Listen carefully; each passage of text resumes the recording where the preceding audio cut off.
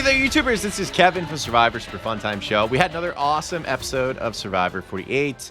Some people will call it boring because they don't really like the steamroll of Joe and Eva, but I think I have a fresh perspective to really try to snap into reality, maybe why Joe and Eva are still in the game, and they're going pretty untargeted for the most part, even though while viewers at home, we're looking at it, we're saying, these guys obviously got to go. So I'll talk about that in a little bit. But before we get into the actual episode, make sure to hit the subscribe button to the channel, because anytime we get more subscribers, we get more eyes on the product. It is awesome, absolutely a great incentive to continue making more delicious content for all of you out there, especially during the off-season, Survivor 48, when it gets a little boring. I'm happy to fill that gap. Now, getting into the episode 11, sadly, to bury the lead, we lost our dear departed Mary. Mary, I love Mary. She's an adorable, small little lady. She was molded in the Fembot factory. You think she's human on the outside, but underneath, it's just circuitry and wire. Sadly, we'll remember the great battles between Mary and Say on the Vulva tribe, but we get to see a long-lasting run from her to the end, to the bitter end. Did she have long-lasting alliances? Sadly, no. Basically, anyone who got close to Mary had to be voted out of the game. It's an unfortunate legacy for Mary, but regardless, she is super brilliant. I think she was a good player. She had all the tools in her toolbox to play a great game. The only problem is she got off on the wrong foot, and she could never really get out from underneath of being a bottom in this game. Maybe if she were to play again, it would go a lot better for her. Like a Kelly Wentworth, for example. Survivor San Juan del Sur, she really wasn't that good.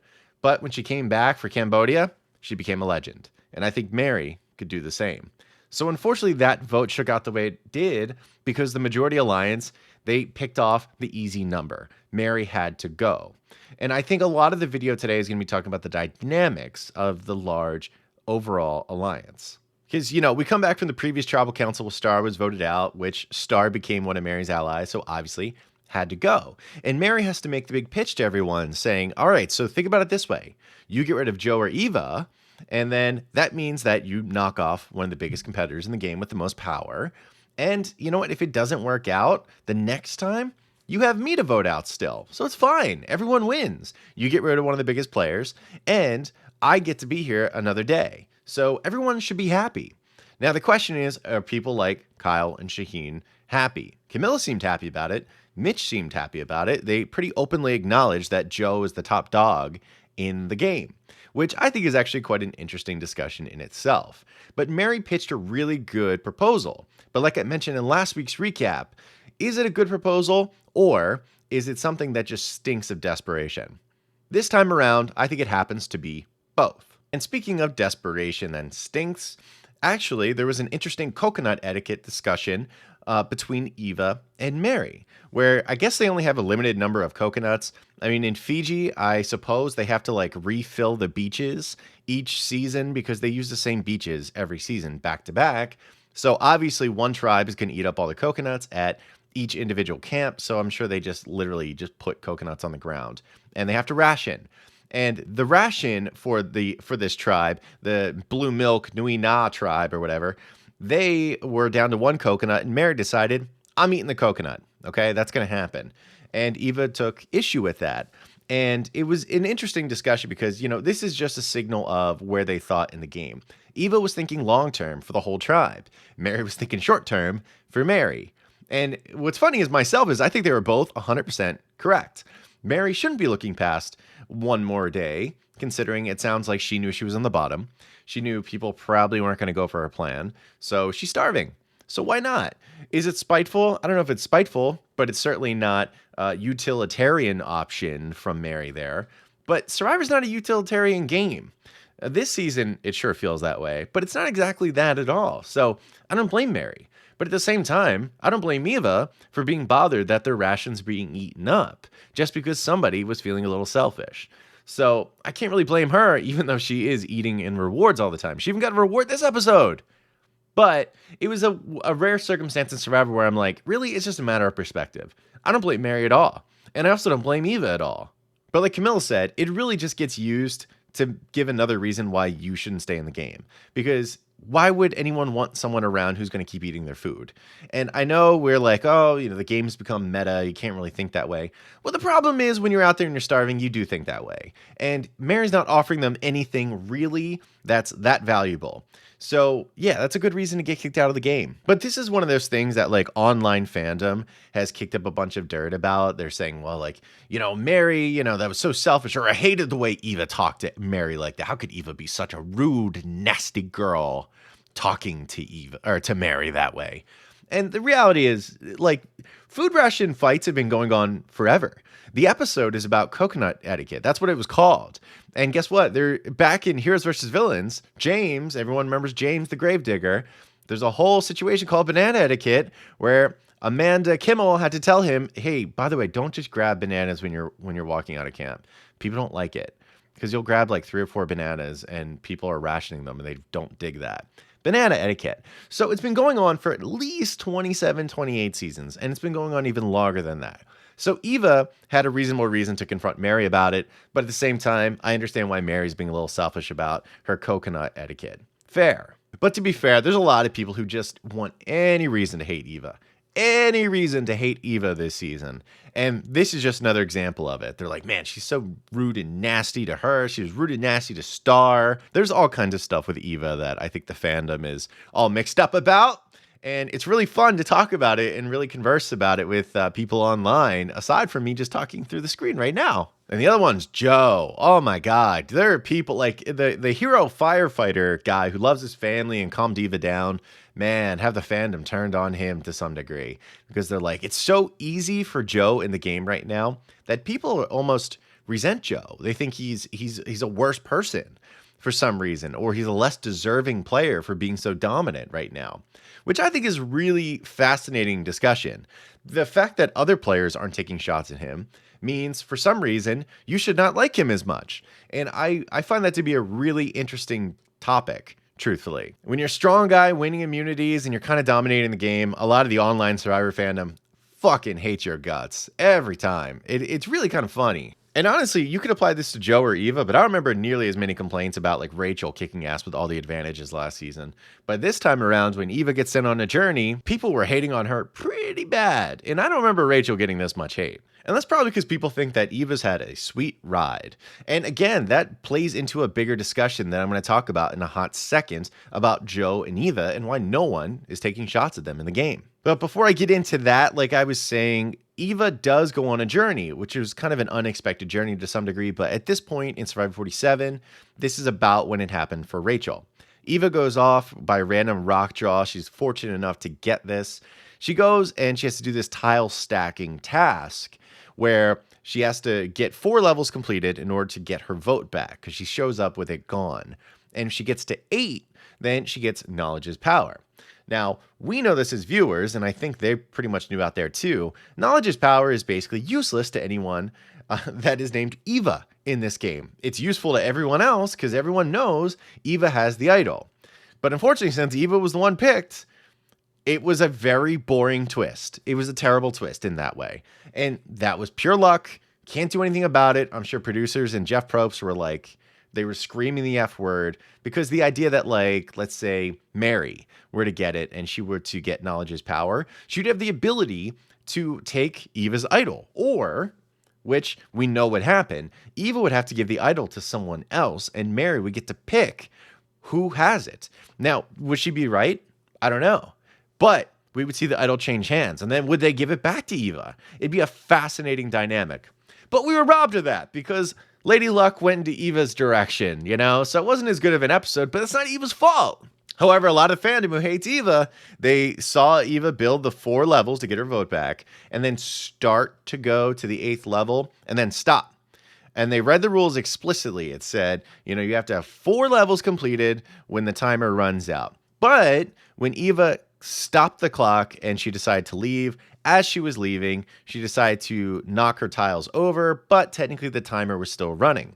So everyone said Eva, by rule, should have lost her vote. But we know that's not true. Listen, they have producers there while they're doing all of it. The cameramen and the producers are sitting there. Eva made it very clear she had stopped. She wasn't going to the 8th level. There's no argument to be had about that. It's done. She got her vote back. She is not trying to move forward, okay? So find another one to yell about, internet nerds. I say that as an internet nerd myself. I'm just not an angry internet nerd about this kind of stuff. But anyway, speaking of Eva and Joe, I think the reason why no one's taken a shot at them seriously, despite all the power, the advantages, the immunities that they've acquired in the game, I think it's because you have to think about it from the perspective of Kyle and Shaheen. Shaheen in this last episode very blatantly said, I know Joe's a top competitor, but I think I can beat Joe. I have not shut the door on any relationships in the game. When you look at the jury, there's at least one or two people that probably are not huge fans of Joe. David's one of them, for sure. And then you have Mary, who's probably not that big of a fan. And that's difficult there, where Shaheen probably had a much better relationship with those few people than a Joe did. Now, is it better than maybe like a Camilla or Kyle? Different question. But Joe and Eva? I think so. And Kyle, same thing. I mean, Kyle realistically has played the middle masterfully. One of the best middle games I can remember in a good long time. So last episode was a good idea to get rid of Joe. I think on the surface, it looks like you're getting rid of the Godfather. But if we really think about it critically, is Joe the Godfather, truthfully? Even if he's more or less controlling the vote, he's not really doing anything with it. There's no trickery. For example, what I'd be looking for in a Godfather is, I mean, in Redemption Island, Boston Rob, he voted out Maddie, one of the members of his alliance in Ometepe, and sent him to Redemption Island, where he was on Redemption Island for many, many days and was betrayed. And then when Merge came around, Maddie was around for so long, he actually got back into the game. And Matt attempted to get back into the alliance, and Rob said it was all good. But instead of going with him, he voted Matt back out of the game, when it would have been helpful to have the numbers over Zapatera. He took a moment and said, no, you know what? Actually, for me, I think it's better for Matt to be on Redemption Island. I mean, a boss Godfather move like that, Rob was willing to do that I don't think Joe is willing to do. In fact, I mean, Joe even kind of fumbled this last episode when even his name was threatened by Mary. He just didn't know what to say. And he said, how about we throw one vote somewhere else? But the problem is he was telling it to other people, and the other people would have been the ones on the receiving end of the vote. So like Joe doesn't think as clearly strategically to earn the level of being a Godfather that I think the respect he's getting in the edit. And I love Joe, but it's not the same thing. The reason why Kyle and Shaheen probably have not been so urgent is because they believe they can win in the end. Joe has ruffled feathers, rightfully so. Eva has ruffled feathers. And Joe and Eva are ideal companions to get through the game with. You have Eva, who appears to be incapable of lying, and she has the advantages. Sounds like an amazing ally. Amazing ally. That's why Shaheen, who is shifty, is apparently not interested in getting rid of Eva. No one is, because they know where they stand with each other. And same thing with Joe. So if you have Joe and Eva dragged with you, they're going to stick to what they say. So why do Shaheen and Kyle have any incentive to get rid of them up until what? The final 5, maybe? Maybe even the final 6. So really that's decoding why it makes so much sense to bring Joe and Eva. It's almost like you're dragging like a goat to the end of the game, essentially. But these goats also happen to be the people that kind of controlled the game. I know that sounds really weird to say, but Joe himself, as much as I love him and I would love him to win the game, he has a huge inherent flaw if he gets to the final tribal. And that is, I know as a viewer, just like I'm sure Shaheen and Kyle know, and maybe even Camilla, I know that when he gets in front of that jury and they say, were you deceptive in this game? Did you lie? Did you betray? Joe will say, no, I did not. I stuck to my principles. I stuck to my morals, da-da-da-da-da. We've seen it before. We've seen it with Coach in Survivor South Pacific. We saw it with Mike Turner in Survivor 42. You have people who were dominant in the game, who refuse to own up to part of their dominance, which is the strategic betrayal at points. Was it a lot? No. But did it happen? Yes, because if you're unwilling to admit the few things that you did that were deceptive, that were a little bit mischievous and a little bit of betrayal, then you essentially are living in a different reality than the rest of the players in the game. And jurors don't want to vote for people who lived in a different reality because they're like, hold on, well, I'm judging you off of this game, not the game up in your head, right? So inherently, Joe has a huge problem if he makes it to the final tribal. Now, if he can find a way to own up to that stuff, and then he could win the game. However, just based on what we know of Joe, I don't think it's going to happen. So yeah, in a really weird way, Joe is kind of a goat to drag to the end. And I hope I'm wrong. I hope Joe wins the game. I know people won't be happy if Joe wins the game. Not everyone, just angry internet people. But if I think he would be a good representation of the game. I mean, I love the heroic firefighter. You got Jeremy Collins. You got Tom Westman. They're great. They deserve it. However, I don't see it happening. I see Kyle winning the game. I think Kyle's been in the middle. I think we have a good setup right now of the last couple episodes where Kyle's had this moral dilemma of knowing that Joe has to go at some point, but feeling like he can't do it. But now as the numbers dwindle, I mean, the pairing of Kyle and Camilla is going to be pretty huge. I think it would be smart to leave Joe and Eva for the next round and try to get rid of Shaheen, probably. Because if I'm Kyle, my ideal drag scenario is dragging Joe and Mitch to the final 3. Joe's a little scary, admittedly, but I think Kyle can beat him. I think Kyle can beat him. And that's how I see the game kind of shaping up right now. And it's a really fascinating discussion because the Joe and Eva who've been dominant, I think they're like some of the most likely people to lose at the end now. And that's just based on history, just based on how the jury's made up already at this point. So it could be interesting next episode. I mean, you have Eva. She has to use her hidden immunity idol. I mean, well, I guess if she wants to, next episode and see how it goes. I mean, I could see Joe winning the immunity necklace again and making it so that Eva plays it on herself and neither of them are going anywhere. And that's where Shaheen should be really worried, I think. He's an ideal person to get rid of at 6. I think Camilla is a good one too. But I will say this, if Camilla goes, then I think Kyle for sure is going to make it to the end. But right now, I don't know. I don't know exactly how the next one's going to go. I think if Joe and Eva are safe, like I think they will, I think it'll probably be Shaheen. But Shaheen's had a really good edit lately, so I don't even know. I like Shaheen. I don't know. Oh, and also, holy shit, I don't know how I almost got out of this recap without talking about David, the weirdo standing up at Tribal Council. That is by far the cringiest thing that I've ever seen in the history of the game. And I've seen a lot of cringy stuff. I mean, there's been like depressing stuff. There's been really emotionally driven stuff that's like really sad. And I've seen other ones that are just crazy and wackadoodle, like Brandon Hans in Caramoan. However, this is the cringiest thing I've ever seen. And I'm talking about something that's happened within a game, within a timeline, within a history and a lore that involves Benjamin Coach Wade. Of all the kooky, cringy things that Coach has done, he has never given essentially a standing ovation to a player. So what was he doing? Was it an attempt to get laid? What was going on from David? Was he being just a kook? I don't know what it was, but it was the cringiest thing I've ever seen. And the fact that, like, you know, Cedric talked about in a Twitter post, he's like, yeah, so you're watching it at home where there's like this like dramatic music. Yeah, we were sitting there with no music. So when David decides to stand up and act like he's a model outside of a Hollister in 2009, we all were kind of in a mood where we're kind of like, this is strange and or laughing. I know Shaheen thought it was really cringy. I know Star thought it was hilarious because if you look, Star was laughing her ass off in the background. And thankfully, I think we saw some glimpses of like Camilla laughing and stuff. But David, like, I don't know how you did it. 1 week after the chicken and waffle dance, you shattered the most cringe moment of the new era, maybe of all time. It's honestly impressive. And you know what? As much as people did not like David, there's zero question he's an excellent casting choice by the casting producers for the new era. I mean, any time you can get someone week to week to give you a response, especially when they're in the jury and they can't talk and all they have to do is stand up, he is bound to play the game again.